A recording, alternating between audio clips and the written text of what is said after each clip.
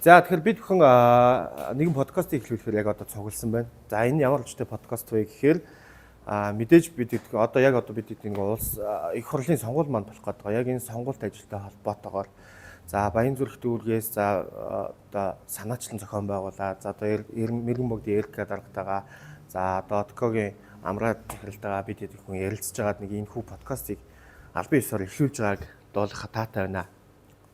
За мэдээж бид бүхний өнөөдрийн хилцэх сэдв маань юу вэ гэхээр за сонгуул гэж юу вэ? За их хурл гэж юу вэ? Бидний оролцоо ямар байх ёстой юм бэ? За ерөнхийдөө залуустаа бас мэдээлэл өгөх зорилгоор энэ хүү ажлыг эхлүүлж байгаа. За жишээлбэл одоо нэг дүүргээс хэдэн хүн дэвшиж байгаа. За хэдэн ковот байгаа ч гэдэг юм уу. За иймэрхүү талаар нэгт мэдээлэл өгнө. Ерөнхийдөө чөлөөтэй сайхан ярилцлага гэж манайхаа ойлгож байна.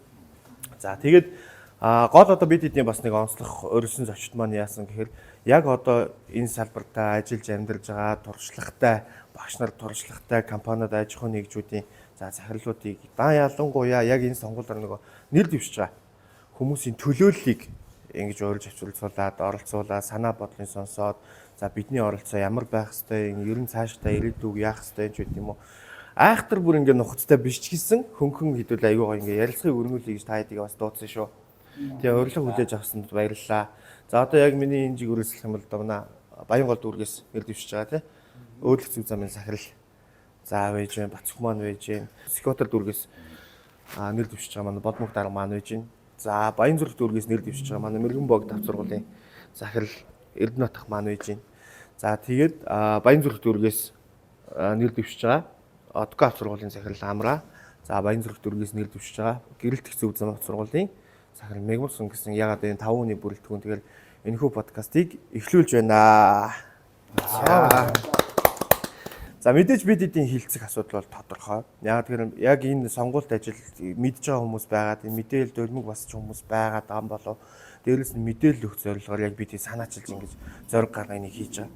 Тэгэхээр хамгийн түрүүнд яг хин Бодмог даргаас асуухад яг за адаглаад одоо юу гэдгийг холбоо маань хэдэн онд үүсгэн байгуулагдсан. Залуучууд зарим залууч бас мэдэхгүй байж магадгүй. Тэгэхээр холбоо маань хэдэн одоо онд байгуулагдсан, ямар түүхтэй байв. За дээрээс нь сонгуульт ажлын тухай мэдээ сэдв яригдж байгаа учраас өдөртөх зүйл маань хизээ байгуулагдаад ингэсэн та нэг гоё дэлгэрэнгүй. Тэгээд цаашдаа одоо энэ сонгуул маань ямар утга учиртай. За хэдэн ковоттой яаж хийж бүх мэдээллийг та нэг аюу гоё. Хүмүүс ойлгож тавч бөгөөд тодорхой. За баярлалаа. Хамгийн түрүүнд одоо яг энэ ажлыг одоо хийж эхлүүлж байгаа, санаачилж байгаа одоо Баян зүрх дүүргээс холбооны удирдах зөвлөлийн зөвлөлд нэр дэвшиж байгаа Гэрэлтэх зүг замын маань Мегмурсон ОДК авц сургуулийн маань Амар төвшин салбар зөвлөлийн дарга Эрдэнэ танарт маш их баярлалаа. Энэ бол ерөөсөө бид нар энэ хурлыг зарлахад бол 40 хоногийн өмнө зарлагдсан. Тэгээд дунд нь бас спортын жил болгон явагддаг арга хэмжээ явагдаж байгаа учраас маш богино хугацаанд маш давчуу явагдаж байгаа. Энэ хугацаанд яг ийм ажил хийж байгаа чинь маш их талархаж байна. Баярлалаа. Одоо мдэггүй жаа гинтхэн дуудагдаад өргөдөд ороод ирлээ. Тэгээд залуучууд яг л ийм байх хэвээр ингэж ажлыг хийх хэвээр. За манай холбоо маань бол 1999 онд анх байгуулагдсан. Жолоочдын сургалт гэдэг маань уул нь бол социализм үед болохоор 1992 оноос хойш өмнө болохоор улсын 3 сургалтаар байсан. 92 онд хувийн хвшил шилжээд 10 сургууль анх нэгдэж энэ жолоочдын сургалтын үйл ажиллагааг хувийн хвшлийн байгууллагууд авч явж эхэлсэн. 1999 онд Монголын анх курсуудын нэгдсэн холбоо гэж анх одоо маань Гинжи ах нараа гэж эдгээр маань анх байгуулад явсан.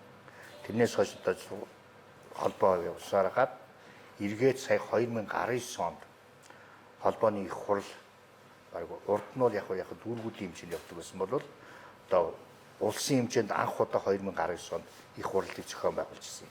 Тэгээд зохион байгуулаад холбоо шинжлэхдээ одоо өдийг хүртэл яг энэ дараагийн хурл хүртэл бид нар одоо ингэ байж байна. Холбооны их хурл сая 40 хоногийн өмнө зарлагдсан. Их хурлаар ер нь ямар асуудал шийдэгдэх юм бэ гэхлээр холбооны дүрмийн дагуу холбооны удирдах зөвлөлийн гишүүдийг томилно, чөлөөлнө. Мөн хоёрдугаарт нь холбооны дүрмэнд өөрчлөлт оруулах. Гуравт нь бол яг холбоо хэрвээ татан буудлах шаардлагатай татан буулгах гэсэн юус юм 3хан асуудлыг холбооны их хурл хийдэг. Холбооны их хурл маань одоо улсын хэмжээнд 405 сургууль байна. Энэ 405 сургуулиас одоо холбооны хуралд оролцъё мандатаа авсан сургуулиудтайгаа одоо хурлаа хийн. Энэ хурал дээр одоо явж явж би та бүхэндээ даалгавар залуучуудаа яг энэ аймаг дүүргийнхандаа хэлэхэд энэ хуралдаа идэвхтэй оролцоороо 5 жилдээ нэг удаа болох хурлаа. Энэ 5 жил сонгогдсон удирдах зөвлөлийн гишүүд маань өөрчлөгдөхгүй. Дараагийн их хурал хүртэл энэ дүрм өөрчлөлт орохгүй.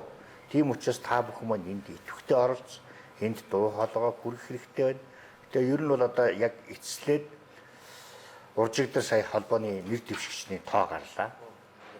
56 гишүүн нэр дэвшиж байна. Эндээс бол ер нь холбооны дүрмээр бол 19-с 23 дүрмийн өөрчлөлтөнд ороод ирэхлээр 19-с 23 гишүүд сонгогдно гэсэн тооцоол байгаа. Гэхдээ энэ яагаад тооцоол байна гэхээр энийг 6 төвийн 6 дүүрэг нэг бүс орон нутгийн болон аслагдсан 3 дүүргийнхээгээ болохоор 4 бүсэд хуваасан байгаа. Та бүхэнд мэдээлэл өчн бүгд очсон байгаа. Тэр мэдээллийн дагуу 4 бүс 6 дүүргийн ингээд 10 бүс дүүрэг тойгоор нэр дэвшилт явагдана. Нэр дэвшиж байгаа юун дээр бол ер нь бол ямар ч жолооны сургалтын үйл ажиллагаа явуулж байгаа бол энэ хүмүүс хинж нэр дэвшиж болно. Гэхдээ аж ахуй нэгжээс нэг дэвшнэ. Нэг л хүн дэвшнэ. Нэг аж ахуй нэгжээс 2 хүн нэгээс дэвш дэвшиж болохгүй. За ингээд дэвшил нэр дэвшигчийн нэрсийг аваад дууссан. Одоо өнөөдөр бас та бүхэнд нэг ойлгох юм юу гэхэл манайхан зарим нэг дутуу ойлгоод яваад байгаа шиг байна. Квотын тоо. Одоо нэг тойгоос, нэг дүүргээс, нэг бүсээс хэдэн хүн нэр дэвш, хэдэн хүн улс удирдах зөвлөлийн гишүүн болох вэ гэдэг. Энэ дээр бас удирдамж гаргасан байгаа удирдах зөвлөлийн. Тэр нь юу вэ гэхээр 15 сургууль тэр дүүргээс 15 сургууль мандат авч оролцох юм бол нэг гишүүн нэр дэвшиж гарч ирнэ. 15 тутамд 15 гишүүн сургуульд 15-аас 30 сургуулийн хооронд тэр дүүрэг мандат авч оролцох юм бол 2. 30-аас 45-ын хооронд бол 3 мандат. Тэгээд 45-аас 60 хоорондоо бол 4 квот 4 удирдах зөвлөлийн гишүүн гарч ирнэ гэсэн үг. Үндсэндээ энэ маань болохоор төвийн 6 дүүрэгт манай аж ахуй нэгжүүдийн тал нь байна. 200 байна. Бусад 21 аймаг 3 дүүрэгтэй болохоор бас тал нь. Тэгэхээр энийг яг нөгөө тэгшхэн шудраг зарчмаар бас явуулъя гэдэг үндснээс ингэж орж ирсэн.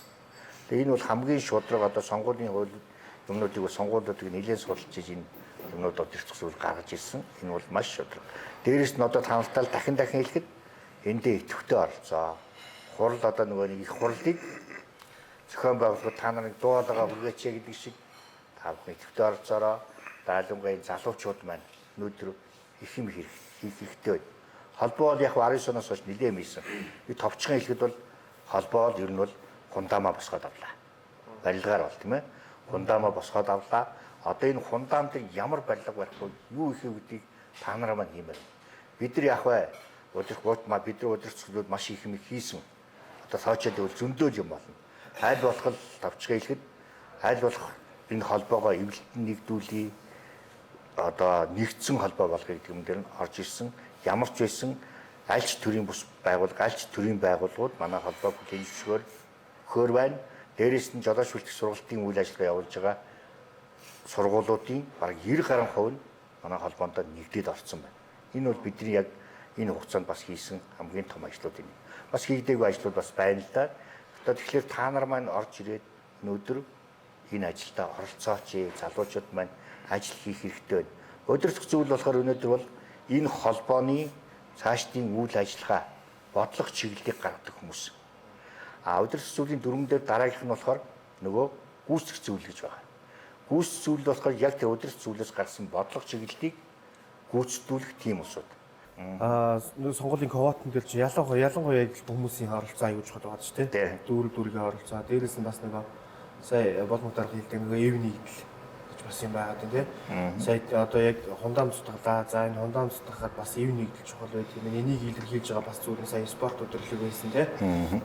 Ингээд тэгэхээр нөгөө дүүргийн идэх оролцоонд аягүй харагдаад сая тэмцээн дөрвөл амар хаилцсан шүү дээ. Ингээд эв нэгдэлтэй орсон. Тэгэхээр яг одоо энэ сонгуульд өрсөлдөж байгаа залуучдын квотууд тэгэхээр нөгөө дээшээ доош хэлбэлзээ явж байгаа шүү дээ. Тэг нь Оролцооноос шалтгаалаад одоо нөгөө нэгж байж болох гэдэг.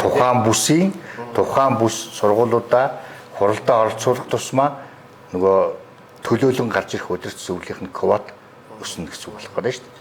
Тийм ээ. Тэгэхээр миний хувьд бас айгууг сонирхож шалгаад байгаа байхгүй яагаад гэвэл удирдах зөвлөл бол мэдээж таны хэлдгээр сая өмнөх одоо дараа дараагийн чиглэл бодлогыг тодорхойлоо явж байгаа нэ тий. Тэгэхээр шийдвэрлэлд маань өөрөө чухал байхгүй болохгүй. Тэгэхээр энд бас ямар хүмүүс нэр дэвшээд байгаа юм бэ гэдэг зорилгоор бас ингээд яг нэр дэвшиж байгаа хүмүүс бас урьж байгаа байхгүй.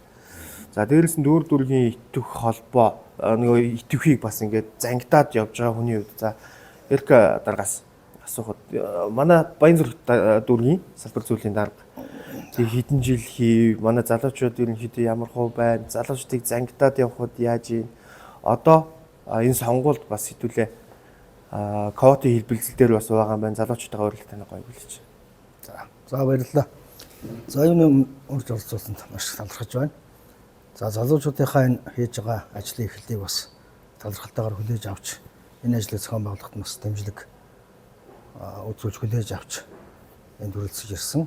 За дээрэс нь салбар зөвлөлт гэдэг бол одоо сая Болбонг дарганы хэлдгээр удирдах соёлын гаргасан шийдвэрийг яг тухайн одоо дүүрэгтэй бол одоо дагаж мөрдөх ёстой. За мөн түүнчлэн одоо бусад яг тэр дүүрэгтэй харьцаж байгаа сургуулиуд сургуулийн төвүүтэй одоо нэгтгэж нэг санаа нэг хүчтэй болох ийм хүч тулгуурыг цангадаж өгөх ийм байгууллага гэж ойлгож байгаа байгууллага.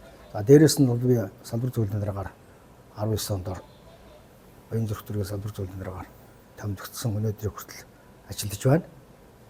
За энэ хугацаанд бол бэрхшээл бол байсан. За бэрхшээлийг бол даван туулахад мөн л нөгөө бидний хэлээд байгаа хамгийн хүчтэй яригадаад байгаа ийм нэгтэл хамтын хүч гэдэг энэ үг байсан. За энэнийг бид нар даван туулж нотолсон сая Эрдэнэт зохион байгуулсан одоо энэ сайхан Монголын авто сургууль хөрсүүдийн нэгдсэн холбооны их хурлынхаа өмнө зохион байгуулсан 5 дахь удаагийн тэмцээн дээр бол одоо манай дүүрэг бол маш сайхан оролцсон 31 хүлээ авч оролцлоо. Цом авлаа, медаль авлаа. Эвтэй байхад хүчтэй байхад ямар гоё байд юм бэ гэдгийг харууллаа. Хүмүүс бас дурсагдж яригдж байна. Үлгэрлэл дуурайж байна. Өөрөөр хэлэх юм бол манай энэ хамт олноос одоо санаа аваад, үлгэр аваад бусад дүүргүүд, орон нутгууд маань энд бас яг нэг хуралдаа энэ тэмцээнд оролцох ийм сайхан хүчтэй, эртээ бяртаа оролцоорой гэдэг юм. Оролцоосоо гэдэг ийм сайхан өрөөлөг бас төвшүүлж байгаамаа. За салбар зөвлөлийн ажил бол бас хүмүүстэйгээ ойлголцоод явхад бол тийм нэг ойлгомжгүй юм биш. Ягаад гэвэл дээрээс удирдах зөвлөлөөс заавар бүх юм ирчдэг учраас түүний дамжуулаад түүнийг хамт олонтойгоо хаваалцаад явхад бол маш миний хувьд бол амар байдгүй. Манай залуучууд ч гэсэн даргаагаа бас дэмжиж бүхэл үйл ажиллагаанд нэгэн сэтгэлээр оролцдог. Ийм л юм байна. За Баянгол дүүргийн хувьд За манай дүүргийн хувьд ч юм бол бас эв нэгдлийн хувьд бол бас одоо сургууль нэг 40 гаруй сургуультай байна. Тэгэхээр одоо ямар ч гэсэн бас нэг дийлэнх хувь нь бол залуучууд одоо бас ингээд ороод ирлээ. Манайхан бол бас сая энэ тэмцээнд бол одоо манай Баянгол дүүрч бас нэлээд төвтэй оролцдог. Өндөр амжилт үзүүлдэг бас юм онцлогтой шүү дээ. Тэгэхээр бол манай дээрээс бол одоогоор нэг бас нэг нийтдээ нэг 5 хүн одоо энэ их хуралд бас одоо нэр дэвшиж जैन. Тэгэхээр бол яг одоо саяны Болбонгийн даргын хэлдгээр бол одоо үнэхээр квота өндөр авах тусмаа бол одоо манай сургуулиас жишээлбэл 5 хүнээс ч одоо 3 хүн нь бол одоо төлөөлөл бол одоо бүрэн боломжтой ийм бас олон сургуультай. Тэгэхээр ер нь яг одоо нөгөө бидний одоо 5 жилдээ нэг зохион байгуулагдж байгаа энэхүү одоо их хуралд бол бүх одоо яг сургуулиуд хамрагддаг. Хамгийн гол нь энэний ард чинь нэг хүн гоцорлоо гэхэд дараад нь нөгөөх дээр асуудал үүсгэж яг эрх ашигын холбоогоор хамгаалуулад явна гэдэг тийм асуудал яг гарч ирэх гэдэг тэнгуүтэл магадгүй тухайн хүн их хурлынхаа мандатыг аваад өөрөө одоо нөгөө саналаа өгөх хэрэгэн баталгаажуулаагүй байвал тэр чинь дараагаар нь өөр дөр нь сөргөөр тусгал уу ингэж харж байгаа. Ер нь залуучууд бидний хувьд бол одоо бас нөгөө энэ сургуулиудыг олноор хамруулах, яг цаашдаа эв нэгдлээ барих тийм ээ. Тэгээ ер нь одоо ингээд нэг л одоо тогоон цөмөр ингээд бас үйл ажиллагаа явуулж байгаа учраас бие биенийхээ одоо алдаа дутагдлыг сайхан засдаг, зөвөө дэмжээ явдаг, буруугаан залруулаа явдаг ийм боломжийг бол бас залуу хүний хувьд бол одоо эрэлт хийлээд ингээд явж байна. Тийм учраас одоо бас энэ их хуралдаа цөмөрөө 27-нд манай их хурал болно. Тэн дээрийн цөмөрөө орон нутаг, дүүрэг тийм ээ бүхэл хэсгүүдээс одоо ингээд өөр өөрсдийнхөө байгаа бүх сургуулиудыг эргэн тойрны ангиас ахын хамруулаад тухайн мдээгүй хүмүүс магадгүй үлдвэл тэднэртэй бас мэдээллээд яадвал зарим нэг маань бол бас одоо нэг фэйсбુક янз бүрийн юмнуудаа бас үсэх нь бас баг шууд одоо харилцаа холбоогоор утсаараа явчаад байвал яг хөө тэднийг бас одоо ингээ хилээд ингээ дуулгах жаах жишээ юм байгаа. Өнөөдөр бол одоо би бас хит хитэн дүүрэг, Чингэлтэй дүүрэг, Баянгол дүүрэг, Хан уул дүүргийнхэнтэйгээ бас ингээд ярилцж яхад бол ер нь уулзсан хүн болгон л ер нь одоо холбооныхоо их хурал тэтгэвтэй оролцсноо. Яг санал хураалтын үйл ажиллагаа бол 11 цагаас эхлэх юм байлээ. Тэн дээр бол одоо бид нэр яг бэлэн очсон байж байна гэдгийг бол бас одоо залуучууд маань бол ингээд сайхан илэрхийлж байна. Ер нь холбооны их хурал гэдэг бол 5 жилд нэг болж байгаа учраас бол энэ дээр яг өөрийнхөө одоо тэр эрхийг л та баталгаажуулаарай л гэж бас та бүхэндээ уриалж байна. Тэгээ бүгдээрээ эвтэй үйл хүчтэй шүү гэж хэлье та бүхэнд. Өмнөөс л шийдвэр гаргах яг энэ салбартын тэр хүмүүсийн төлөөлөлтийг тавих гэдэг бас бид нар хариуцлагатай байх хэрэгтэй л да. Тэгээ ялангуяа бүр аюуг сониучрах ёстой юмсан. Би өөрөө яг нэг улс төрөөс хол хүн. Тэгсэн чинь хүн чинь сонирхох юм сонирхох гэл юм байна. Тэгээ сонгуул гэж ингэсэн сонирхоод хэлсэн ямар хүмүүс байх вүлээ. Тэгээд Бацгүйгээ бас хов нэгнүүд л хөндлөж явдаг. Айгуу бас хөдөлмөр жижигтэлтэй залуу юм шиг санагддаг. Яг бүр гүйт танихгүй шүү дээ бас тийм. Тэгээд гол нь энд бас бид чинь өрж байгаа, залж байгаа шалтгаан нь юу юм бэ гэхээр нэгт яг нөгөө нэр дэвшиж байгаа гэдэг утгаараа төлөөлөл болгож залуучуудын оролцооны төлөөлөл болгож бас Бацгүйгээ дуудсан. Дахиад бас залуучууд дараагийн цоврал подкастт бол оролцоод эхлэх байх. За зарим бүр дуудаж амжаагүй үнэхээр мундаг, мэдлэгтэй, туршлагатай, чадвартай бүхэл насны хүмүүс байгаа шүү дээ манайс бол. За бүгдийг бас нөгөө яг дуудаад урих боломж байхгүй байгаа. Бид цаг хугацаа бас тавчуу байгаа. Хагасаа өдөржин сонгуул явагдах гэдэг.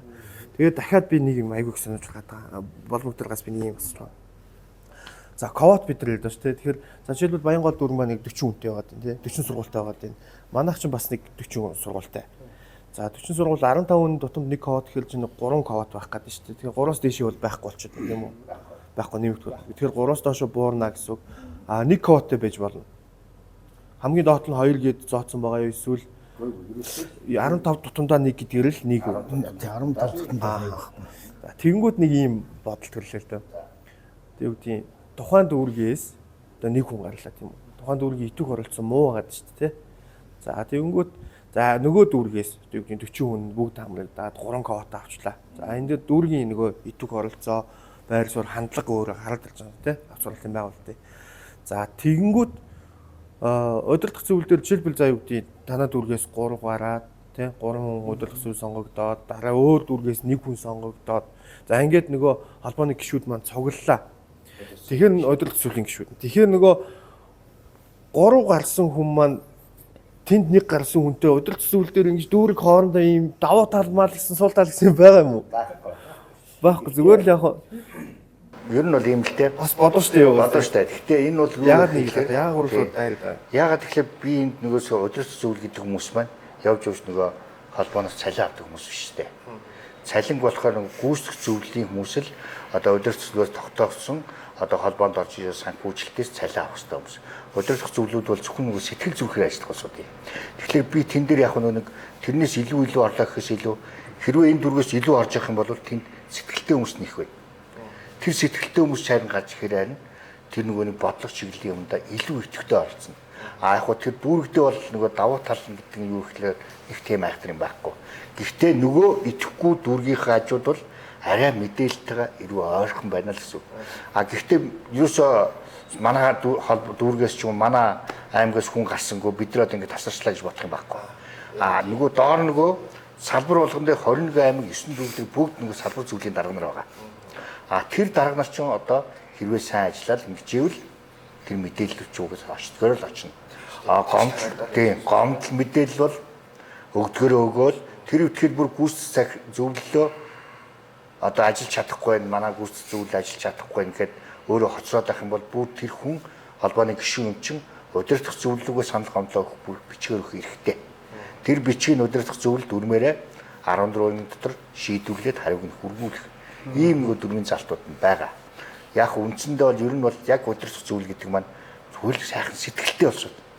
Явж явж бидэнд нэг юм байдаг байхгүй юу? бид нар чи одоо 28 жил, Эрка маань бас 20 жил болж байгаа тийм ээ. Энэ хугацаанд төрийн байгууллагын хүмүүс нэмэхэд 5 жилээ солигдоод явж идэв. Дараагнаар солигдоод эсвэл тэтгэвртэй гараад ингээл явж идэв. А гэтэл энэ систем хизээж халагдахгүй байж явах хүмүүс байна. Жолооны курсын захирлууд бид нар байдаг байхгүй. За үсрээл нэг хүүхдтэй өглөөд өгөх баг. Тийм биз? Тэгэхээр яг энэ системийг авч явах хүмүүс нь өнөөдөр бид нар байхгүй юу? Одоо сүүлийн үеийн төрийн бодлого орж ирээд байна л да. Маш олон жил яригдж байна. Өнөөдөр төрийн хэрэгжүүлэх зарим чиглэлүүдийг төрийн бүс байгууллага, мэргэжлийн холбоо, мэргэжлийн зөвлөлд нь өгөө гэдэг асуудал яригдаад байгаа. Энэ бол зөв. Тэгэхээр бид нар энэ дээр ийм ямаа сайхан гэд хийгээд холбоо шиг холбоо, мэргэжлийн нэгдсэн холбоо шиг ийм байгаад ирэхлээр өнөөдөр төрийн ажлуудыг бид нар бас саяны 5 жил бас хамтраад хийлээ. Гэхдээ сая хамтарч хийхэд болохоор биднээс ямар ч байсан хууль эрх зүйн байхгүй зөвхөн зөвлөлтөнд туслагаар орж ирсэн. Одоо дараагийн ажлууд бас нэлээд яригдаа явцсан байгаа. Тэрийг бол би дараагийнхаа өдөр зөвлөхөндөө одоо өвлүүлээд хэлээд үлдээн. Ийм ажлууд үлдсэн байгаа шүү. Ийм шатан дээр байгаа шүү. Та нар яг энийг үргэлжлүүлээ яваарай гэдэг юм байна. Ер нь бол яг төрөөс барьж байгаа бодлого нь тэр. Өнөөдөр яг мэргэжлийн улсууд нь өнөөдөр бас бидэрт байгаа. Мэргэжлийг цааш нь энэ салбарыг аваа явах улсууд нь бас бидэрт байгаа. Ерөөсөө олон улсууд бас тийм шүү дээ. Яг энэ цагдаа шалгалтыг аваад яг ингэ явдаг улс бас цөөхөн байдаг шүү дээ. Голцоо нь яг энэ мэргэжлийн холбоо эдгээр нь жолооны сургалтын үйл ажиллагааг аваа явж идэг. Тэгэхээр энэ шатнд хүрвэл одоо их сайн энд нийтлэл мөрөөдөд явж идэв шүү дээ. Тэгэхээр энэ удирдах зөвлөлд сайхан сэтгэлтэй л хүмүүс шүү. Та нар цалин мөнгө өгнө гэсэн бас байхгүй шүү. Энэ дээр би нэг юм олж хараад байгаа юм даа. Жишээлбэл одоо 3 одоо гишүүн сонгогдсон, 1 гишүүн сонгогдсон хоёр чинь бол бивэл яг ялгаатай нэг хараад байгаа.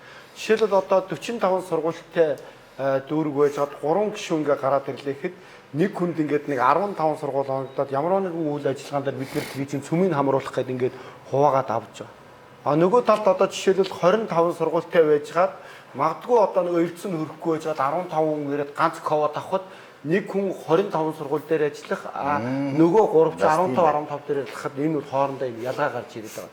Тэг яг энэ дээр бол бас одоо удирдах зөвлөлийн гишүүд болно гэдэг чинь нөгөө цаад одоо дүүргийнхээ нийт сургуулиудыг наашин одоо ингээд болж байгаа үйл ажиллагаа ямар нэг юм дээр бүр ингээд төхийлэн хамруулдаг.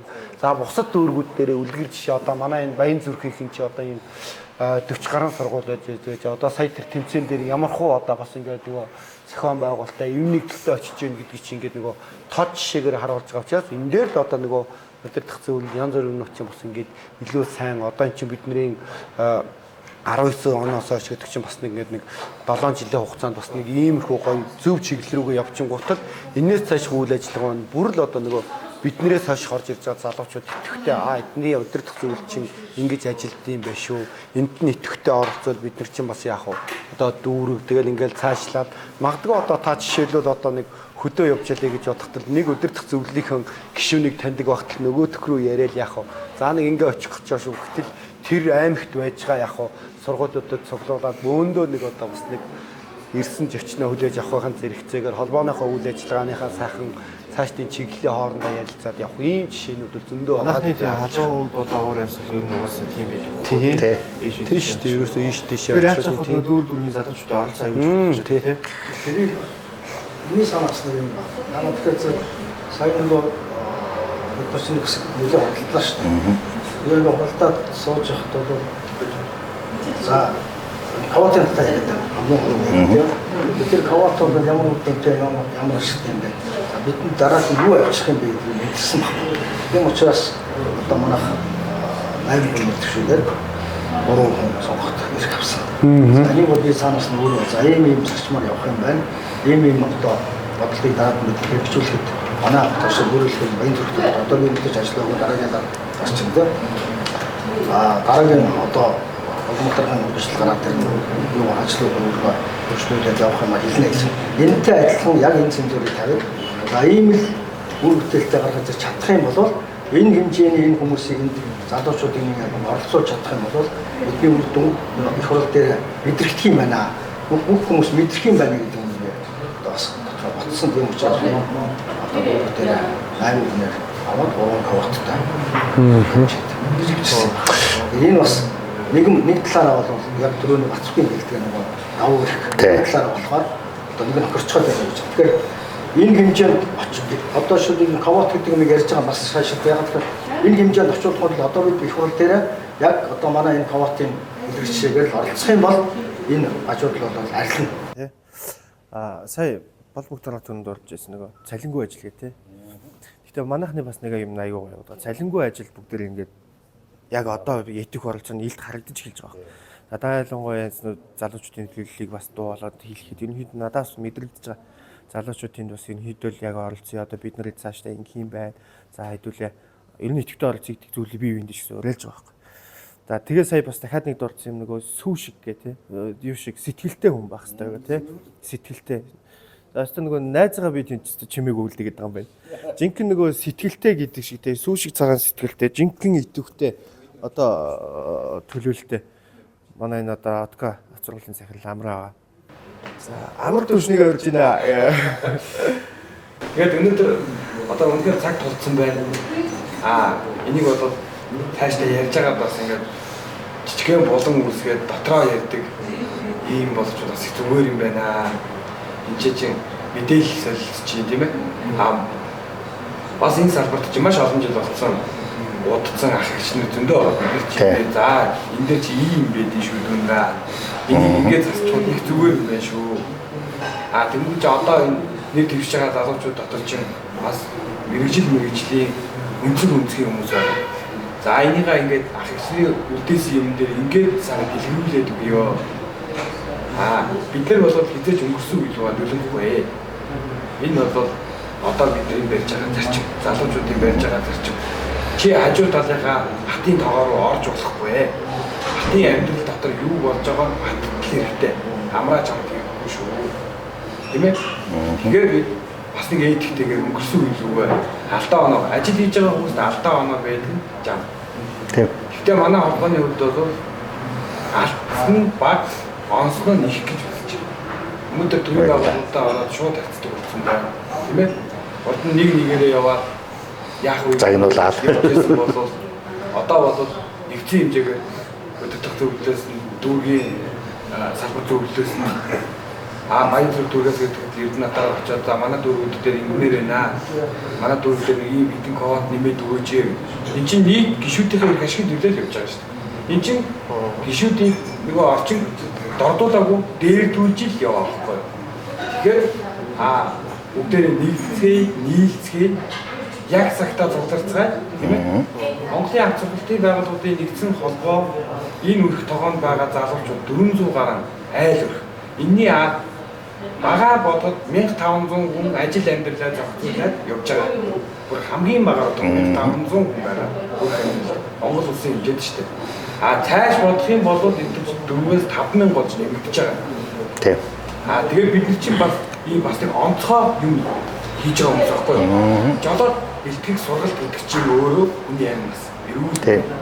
Монгол улсын иргэн 18 нас хүрээд бие даан шийдвэр гаргах төвшөнд хүрсэн. Тийм үү? 17 настай бол эцэг ихэн оролцож тэрийг өмгөөлө хамгаална. Иргэндээ 18 нас хүрээд жолооч болж байгаа. 18 нас хүрээд жолоод төрхийн үнэлэг аваад бүгдийг иргэн амар төвшин та өөрөө бие даан шийдэж чадна шүү. Тийм ээ? Энийг бас тодорхой хэмжээнд нийгэмлөө бид нэр сурталчилах хэлбэрээр, сошиал хэлбэрээр, зард урчлагын хэлбэрээр төрийн байгууллагатайгаа хамтраад бас хүргэж яхах зүйл болов гэж бодож байна. За амраа төр үед болохоор одоо энэ ажлыг цааш манай болж байгаа юм. Одоо өнөөдөр юм хөдөлгчийн байрсаар явж байна. Яг асуудал асууад ингээд явж байгаа. Хамгийн сүүлд би бас өөрийнхөө үзэл бодлыг хэлнэ. Үзэл бодлоо өн шүү. Санаачсан эд асуудалд асуучдаа босдод нөгөө мэдээлэл өгөх зорилгоор бас таатай асуудал ш тий. За одоо тэмүүд юу байна? Одоо хэдүүлээ бүр яг тоочны шууд хөрсөн дээр буугаад одоо нөгөө мөрийн хөтөлбөр гэдэг шиг юм. Одоо яг гоё чухал юм аа. Дандаа нэг дэвшүүлсээр байгаа учраас тий. Зүгээр нэг би дэвшигээ дэвшгүй чинь хэрвээ за нөгөө өдөр төсөөлийн маань эд хийс болох юм бод юм уу? Ямар ажил санаачлахын ямар шинэлэг зүйл хий гэж бодож ин гоо зохицохоос нэгээд дурдаад нэг богн мөрөд төлбөр хэлээчгээ. За мэдээж одоо бас ямар нэгэн одоо сунгуульд нэр дэвшнэ гэдэг үл яах вэ? Тухайн өөрийнхөө салбарт юу юм яах вэ? Одоо нөгөө хэрхэн ажиллах юм бэ? Магадгүй одоо би хэрвээ одоо жишээлбэл Баянгол дүүргээс удирдах зөвлөлд сонгогдох юм бол яах вэ? Тухайн одоо дүүрэгт одоо яах вэ? Үйл ажиллагаа явуулж байгаа одоо сургуулиудын итгэх үйл ажиллагааг улам сайжруулах энэ тал дээр бол бас илүү онцгойлон анхаарнаа. За мэдээж одоо эн чинь бас бид нэр дандаа төрийн байгууллагатай холбогдож байгаа. Энэ талын мэдээллүүдийг үл яах вэ? Одоо дээр холбоон дээрээс гарч байгаа мэдээллийг үл төргийн шуурхаа ер нь энэ талын юмнуудыг үл одоо нэг мэдээлэл алдахгүй тухайн одоо хүмүүст сайн хүргээд өв тухайн хүмүүсийн итгэх оролцоо илүү өндөр байна. Энэ тал дээр юм бол илүү бас хариуцлагатай илүү одоо бас туршлагатай ажиллах удаа гэдэг үднээс бас одоо ингээд холбооны их оролт нэр дэвшнэ гэдээ бас нэлээ одоо бас хэдэн жил хүлээж байгаад одоо бас ингээд одоо дэвшээд явж байна. Үнэхээр одоо тэр бол тухайн хүмүүс одоо сонголт үнэхээр одоо та бүдгийн гарт байгаа учраас л яах вэ? Хэрхэн ажиллах талаараа бол бас та мэдээж яах вэ одоо тухайн холбоон дээрээс гарч байгаа шийдвэр удирдлага за тэгээд өөрийн итгэх санаачлагыг бол мэдээж одоо яг ямар нэг юм боллоо гэдэг би аль болох оролцоод ингэж авахыг хичээдэг учраас тэнийг олон сайжруулад энэ нөгөө шалгагч шалгуулагч хоёр гэж штэ. Одоо цагдаагийн байгууллага шалгалтыг авч байна. Сонсогч шалгалтаа өгч байна. Нөгөө талд нь нөгөө жолооны багш, жолооны захирал гэдэг энэ хоёр юм байдаг байхгүй. Гэтэл миний мөрөөдөл болохоор ерөөсөө энэ тэг шалгалтыг ямар ч хүний оролцоогүй. Одоо Герман энтер тэгж авч байгаа байхгүй. Шалгалт гэдэг нь юунаас болдгоо гэхлээр манад шудраг бус байна. Болт тэнцгүй нэг тэнцүүлж яан аргалж яан гэдэг юм байгаа л байдаг. Тэ? Гэтэл тэрийг л байхгүй болох чин хүсэл мөрөөдөл гэдэг. Хэрвээ тэр тийм болчих юм бол өнөөдөр жолооны сургуулиуд тэр төлбөр гачжээ, энэ ингэжээ, тэр сургуульд нь боваа нэг ярих нь юу ч байхгүй болно. Хүн өөрөө сонголтоо явуулчихна. Энэ сургуульд сайн сургуультай. Танад би сурахгүй юм байна. Танах муу юм байна. Би тэр сургуульд сурна. Ингээд сонголт нь гадаг. Нөгөө шалгалт нь нөгөө шудраг болсон юм яах юм. Өнөөдөр ямар ч хүний оролцоогүйгээр тэр дөрмийн шалгалтыг Герман энтерт яаж өгчлөө зүгээр нэг вакуумд ороод нөгөө сургалтын цуусан юу байж идэг, эрхэнд гарцсан байж идэг, эрхээр орлоо шалгалтаа өглөө. Ямар ч тийм ийш тийш очоод ингэх юм байхгүй. Нөгөө шалгалтын төв дээр очоод би шалгалтаа өгөөл болчихдог. Гэтэл энийг байхгүй болох ч юм бол өнөөдөр жолооны сургуулиуд зөвхөн чанартай сургалтаар бодно. Өөр юу ч бодохгүй. Тэр яана тэр хүнийг очоод тэнцүүл яах вэ их үү? Тэр надаас төрүүлээд очиж хүн тэнцүүлээд байна гэдэг юм байхгүй. Миний ганц мөрөдөл бас тэр л хэд. Тэр чи юм бол тэр дээдгүй сайхан залуучууд та нар явхад бол энэ угаасаа өсөн дэвж явчихна. Харин холбоон цаана юу бодох вэ гэхээр тэр олон улстай холбогдъё, энэ улстай холбогдъё. Энэ олон улсын хэмжээнд нь ямар байх ёстой гэдэг шүү бүр дээгүүр юм бодоод байгаа. Манай өдөрт зүйл одоохондоо яг нэг шинхэн учраас зөвхөн доод жижиг юм бол яриад нь шүү дээ. Тэгэхээр энэ гараад ирээд ингээ сайхан болчих юм бол өдөртөх зүйлээ бүр дээшээ Америк руу тийм ээ яваад туршлагын судлаад Америкийн юутай холбогддог ч юм уу тийм жолооны сургуулиуд бол ийм шатны юм болно гэж мөрөөддөг. Мөрөөдөл биелнэ. Тийм ээ залуучууд та нартайгаа явхад бол би үрхгүй ч гэсэн та нар үрнэ шүү. Миний нэр дэвшээс нэг л шилт хамаа. Би тэрийг гараад ирэх юм бол нийт гишүүдийн оролцоотой хий хөрөнгө босгоно. Монголын ард сургуулиудын нэгдсэн холбооны вебсайт буюу мэдээллийн хэрэгсэлтэй болно. Вебсайтанда Монгол улс 21 аймаг 330 гаруй суманд байгаа ард сургуулиудыг сургалтын төвүүдийг нэгтгэж мэдээллийг оруулна. Та Facebook-ээс биш манай холбооны вебсайтаас сонгон суралцдаг болно. Гишүүд ийм нэглэлээр бүтээсэн вебсайтн дээр мэдээж сэтгүүлч зураглаач тийм үү эсвэл ажиллана. Та холбооны гишүүн байгаад өөрийнхөө сургалтын төвийг рекламдуул. Зар мэдээлэл хүргэх бол манай сайт, холбооны сайт үн төлбөргүйгээр танаа хичээл явуулдаг зарчим, сургалтын орчин бүгднийг тэр сэтгүүлч зураглаач тэр студи дотор ажиллаж байгаа хүмүүс хүргэх болно нийтэд. Үнэн зүгээр бодтой. Ерөөсөө ганцхан юм байна. Энэ бол Монголын одоо Монголд бол сэтгүүл зүй бол хэрэгтэй, сошиал орчин хэрэгтэй. Ямар ч байгуул сайт хэрэгтэй. Манай холбоонд тэр тусмаа манай холбоонд бол ялангуяа хэрэгтэй. Дурын нэг 100к дагагчтай пэйж муу жолооны курсийнхан гэж хэлдэг. Муу жолооны курсийнхан мөнгө аваад юу хийх ингээд хин дуртай нөлөмдөг болсон. Энэний эсрэг бид нар өөрсдийн гэсэн сэтгүүл зүйн багтаа институттэй маш хатуугаар тэмцэж очиж өөрөөс нь яриа авд. Та авцгалтын талаар юу мэдв? Та яг жолооч мөн үү? Та дүрм мэдв? Монгол Улсын замын хөдөлгөөний дүрм мэдв үү? Замын хөдөлгөөний дүрмд юу гэж заасан бэ? Төв замын машин явж байхад хажуугаас нь орж мөрөгчөөд миний зөв муу жолооны курсын авчнууд гээд сая 7 хоногийн өмнө сошиалаар яриад явж байдаг шүү дээ. Бичээд үзсэн. Та харсан үстэй. Энэ мөргөөс өгөн нь юуны хач юм уу? Тэ? Энэ байдал дээр бид нар очиод гишүүдийнхаа эрх ашиг хамгаалаад тийм үү? Мөн нийгэм зам хөдөлгөөний дүрм, хөв дүрмийг чандлан биелүүлж явах юм бол таны аймнаас эрүүл мэнд хайртай бүхэн чинь бат бөх бэж шүү гэдгийг өстой ёсчлон тунгаална. Бид бүхний хамгийн гол ихний ярилцах сэдв зорилго маань бол их хурлын сонгуулийн оролцоо итэг санаачлах. За нэр дэвшиж байгаа хүмүүсийн маань санаа бодол үзэл ямар байгаа вэ гэдгийг л бас мэдээлэл өгөх зорилгоор тий ярилцж байгаа. Тэгээс бид бүхний одоо яг галтгоо буцлах одоо яг юмыг ярих юм бол амар хэмээр тий нөгөө сайнтай муутай яг галтгоо эд буцалж байгаа зүйлийг бол угаасаа бүх авцруулалттай холбоо биш аж ахуйн нэгжүүч өөрөөсөө сайн муу бүх юмаа мэдж байгаа. За тэгэхээр ямар ч хэлсэн гол зорилгоор эхний подкастыг хийлээ. За миний хувьд гэх юм бол би бас нэг нэр дэвшиг болсон шалтгаан. Ерөнхийдөө би бол өөрийгөө бас харилцааны хүн гэж боддتي. За харилцааны хүн. Тийм утгаараа ерөнхийдөө уялдаа холбоог энэ аль салбарт уялдаа холбоог л аюу гой зохицуултыг хийж чадах юм бол болох байх гэж боддог.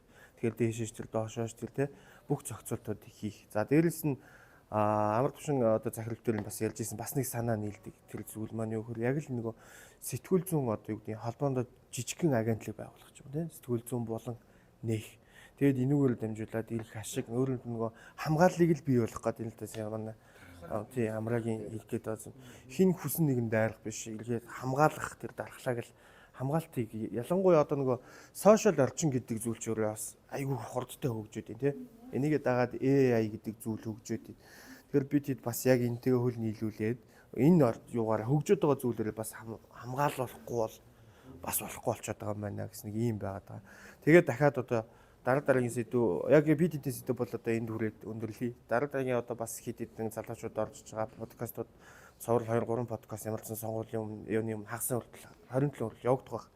За тэгээд энэ дээр яг залуучуудын одоо нөгөө сургуулиудын харилцаа, хандлага, за дээрээс нь сошиал хэрхэн хандах хэвтэй, бас нөгөө зөв хандах хэвтэй, буруу хандах хэвтэй те хим хэмжээ гэдэг бас зүйлүүдийг ярилцах байх гэж бодож байна.